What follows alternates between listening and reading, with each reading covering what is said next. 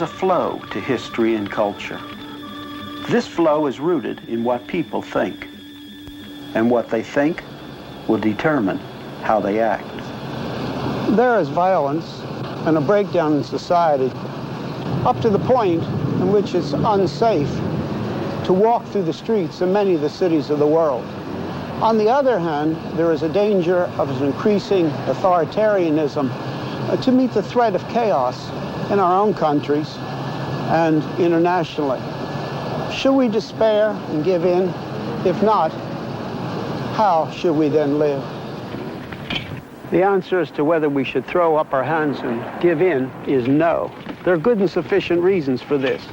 We can receive help from a quarter, which would be unexpected to most modern men. But to understand how, we have to delve back into history.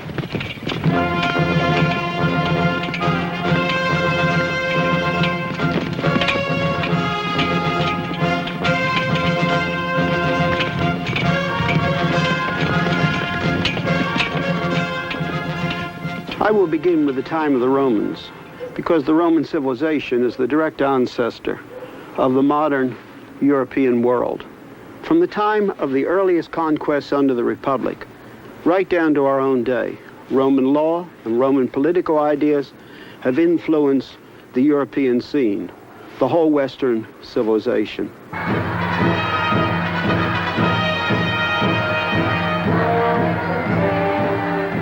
The Roman Empire was great, both in size and military strength. It reached out over much of the known world. Its roads led over all of Europe, the Near East, and North Africa. All the way from Hadrian's Wall, which was built to keep out the Scots, who were too tough to conquer, to the forts on the Rhine River, to the north of Africa, to the Euphrates River, and the Caspian Sea.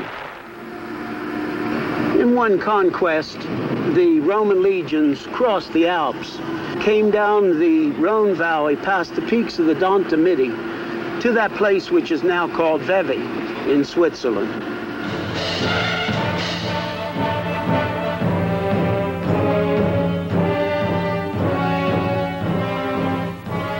For a time, the Helvetians, the principal inhabitants of Switzerland, held them in check and made the proud Romans pass under the yoke, ironically imitating the custom of the Romans, who had the warriors they conquered pass under a yoke. This was a temporary reversal. Not much could hold back the Roman legions, neither difficult terrain nor the armies of their enemies. They passed up over the hills and conquered the ancient Helvetian capital, Aventicum, today called Avanches. One can imagine a Roman legionnaire who slogged home from the vastness of the north. As he mounted the hill and looked down on Avanches, a little Rome as it were, with its amphitheater, its theater, and its temples.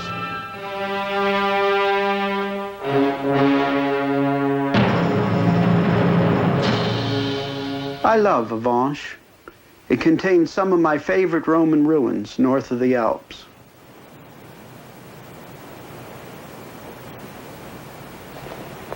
Some have said, although I think it's a high figure, that at one time 40,000 Romans lived here.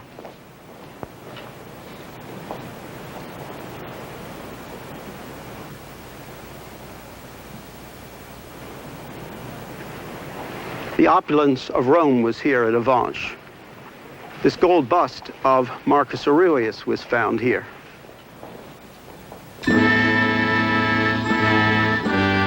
Rome left its magnificent treasures in art and architecture across the whole empire.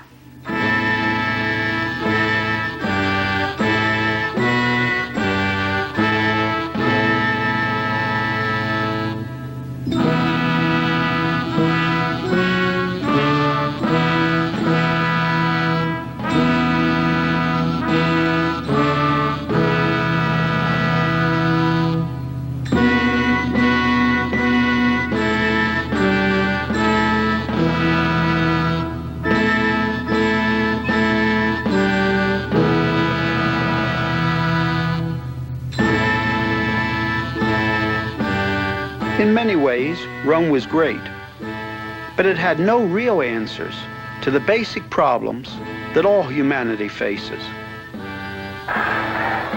When a culture tries to build only on its military strength, very, very soon, these will prove not to be sufficient, for the simple reason that without a sufficient base of knowing what is right, what is wrong, why we should do certain things in contrast to why we should do certain others, no amount of military might is sufficient. Rome first tried to build upon the decisions of accepted citizens of the Republic, and later on the decisions of its emperors. But the attempt ultimately failed, because it was not a sufficient base on which to build a society. And they never had the kind of democracy we have, where everybody shares in it. But for those who were the real citizens of the state, they just tried to build on their opinions, and this totally failed. And then they turned to their gods. This is the goddess Diana, whose temple was in Ephesus, which is in modern Turkey. The Romans, like the Greeks before them, also tried to build upon their gods, in the hope of having something big enough upon which to rest their society. But their gods were not big enough, because they were finite. That is, they were limited. They were like bigger men and women, not basically different from human men and women. They were amplified humanity, not divinity. This being so, the Romans had no sufficient base intellectually. That is, they did not have anything big enough or permanent enough to which to relate either their thinking or their life. Therefore, they had no value system strong enough to bear the strains of life, either individual or political.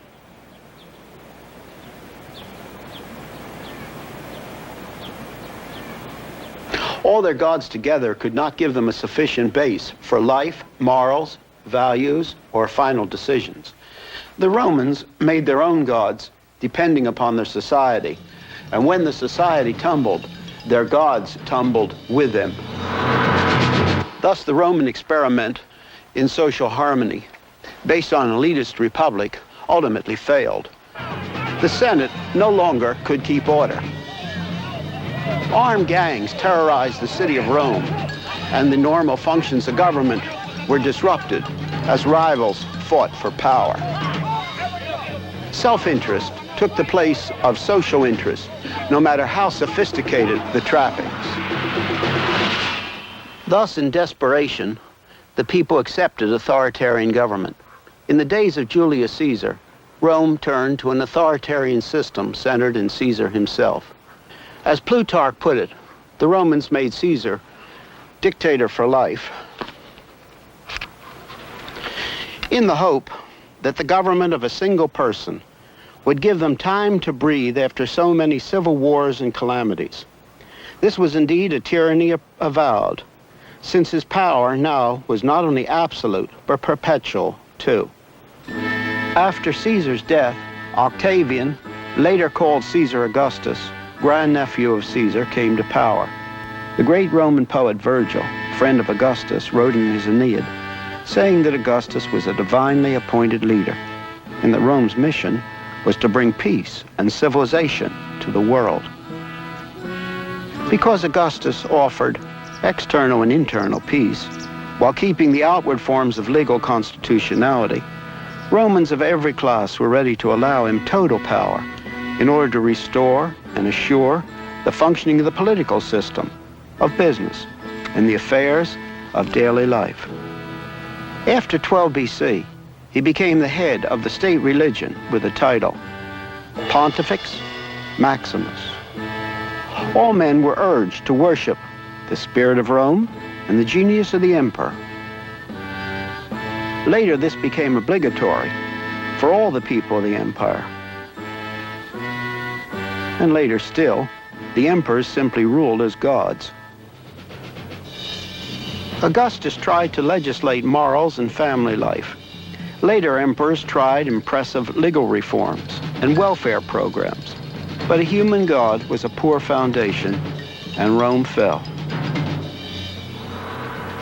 It is important to realize the difference a people's worldview makes to their strength as they're exposed to the pressures of life. In the Roman era, we must understand that when one became a Christian, it meant that he stood not only opposed to the surrounding religions, but the entire culture built on those religions.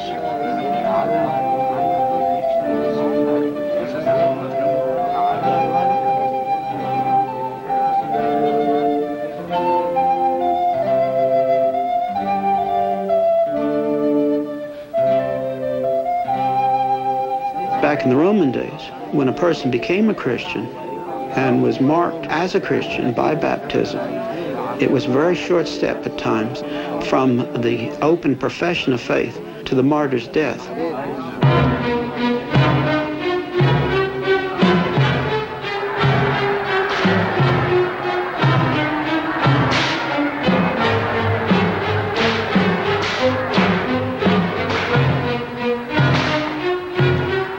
Rome was cruel, and its cruelty could perhaps be best pictured by the events which took place in the Roman arenas.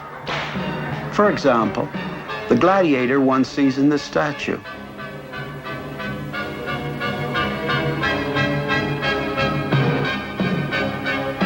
Or the Christians thrown to the beasts as people watched.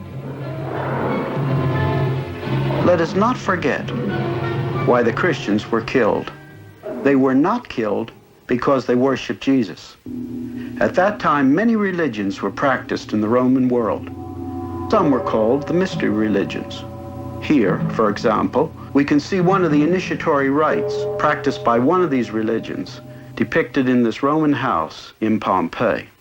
Nobody cared who worshipped whom, as long as the unity of the state was maintained, centered in the worship of the emperor. The Christians were killed because they were rebels, and this was especially so as they lost the support of the Jewish synagogues, and therefore the immunity which the Jews had since the time of Caesar. We may express the nature of this rebellion in two ways, both of which are true. We can say they worship Jesus as God, and they worship the personal, infinite God only. This worshiping of the one God only, Caesar could not tolerate. It was counted as treason.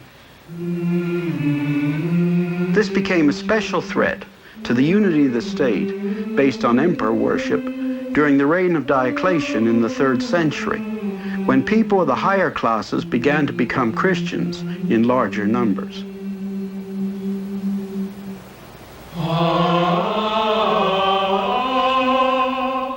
In the Roman era, when one became a Christian, it meant that he stood not only opposed to the surrounding religions, but the entire culture built on those religions.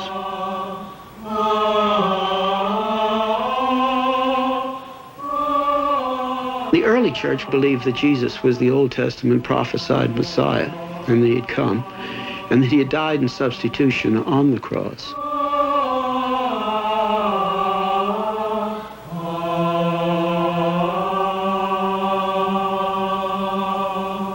The second thing, however, is something that we're apt to forget, and that is that they really did believe that the Old Testament and the revelation in Christ and the growing New Testament, it was growing then, of course, say the 1st century, was God who had spoken, and that God had given truth. And as such, they were not caught in the flux of the relativistic Roman world, because it really was relativistic, much like our own day. A weak base for a culture or an individual can only stand when the pressures are not too great. As an illustration, let us take this bridge. The Romans built many little humpback bridges like this over the streams of Europe. People and wagons went over them safely for centuries, for 2 millennia. But now, if someone would drive a heavily loaded truck over these, they would break. It is this way with the lives and value systems of individuals and cultures. If they have nothing stronger to build upon than their own finiteness, their own limitedness, they can stand if the pressures are not too great. But as the pressures mount, if they do not have a sufficient base, they crash, just as these Roman bridges would crash if someone drove over them with a modern 10-ton truck. Culture and the freedoms of men are fragile. If there's not a sufficient base, it only takes time, and often not a great deal of time, before there is a collapse.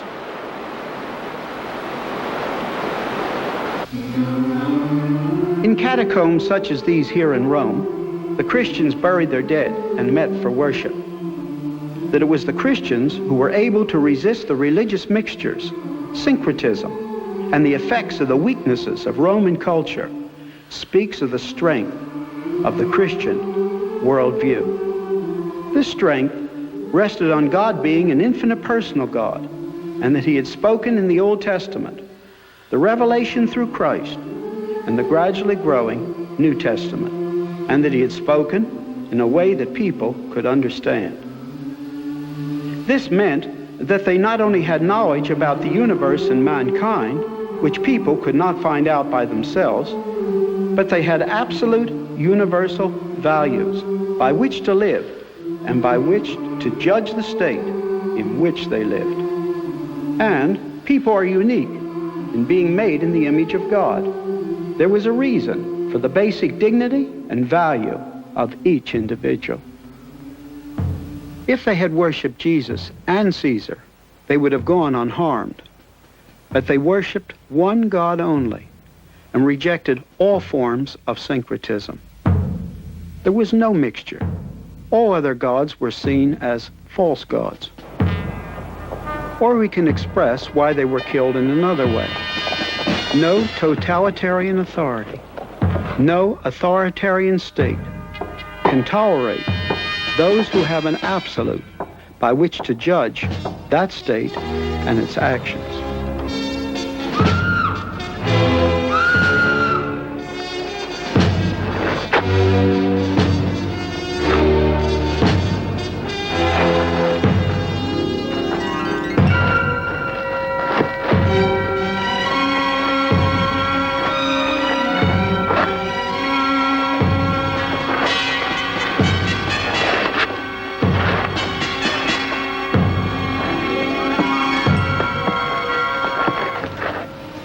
The Christians had a universal standard by which to judge not only personal morals, but the state.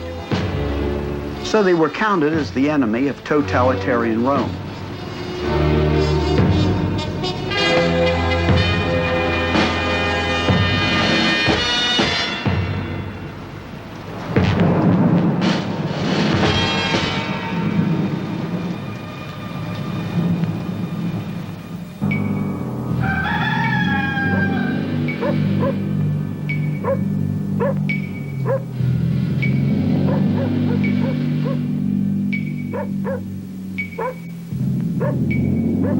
Even though many of the Christians were martyred, they had the answer, which the Romans did not have, as the Romans tried to build upon the state or upon their limited gods. The Christians continued to grow in numbers and continued in history. The Romans had the Christian answers before them, but they turned from that base, which would have given their society the answers they needed, and their society collapsed. As their empire ground down, the Romans, in their decadence, were given to a great thirst for violence and the gratification of their senses, as in their rampant sexuality. Here in Pompeii, a century or so after the Republic had ceased to exist, the phallus cult was strong. Paintings and statuary of exaggerated sexual content adorned the houses of the affluent. Not all the art in Pompeii was like this, but that which was of sexual representation was just plain blatant.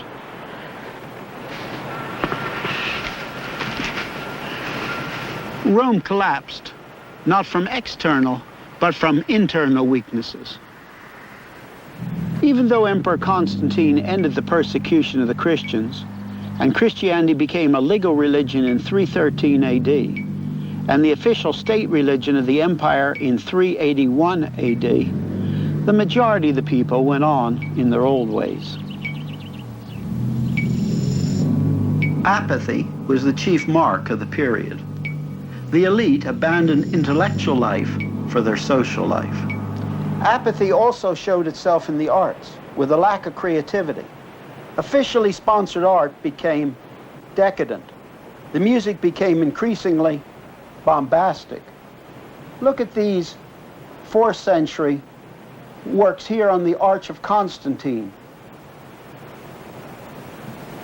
And in contrast, these handsome 2nd century works of art taken from earlier monuments from the period of Emperor Trajan. This portrait of Emperor Valentinian is so much inferior to this likeness of Emperor Nero, which was minted 300 years earlier. All of life was marked by the prevailing apathy. And as the Roman economy slumped lower and lower, burdened by a costly government and by inflation, authoritarianism increased in order to try to set off the apathy. And as less people were inclined to work, the state took over more and more freedoms were lost. For example, laws were passed binding the small farmer to his land. And because of the apathy and its results and the oppression, few people thought the old civilization was worth saving. Rome did not collapse because of outward forces such as the barbarians, but because of inward rottenness. And Rome gradually became a ruin.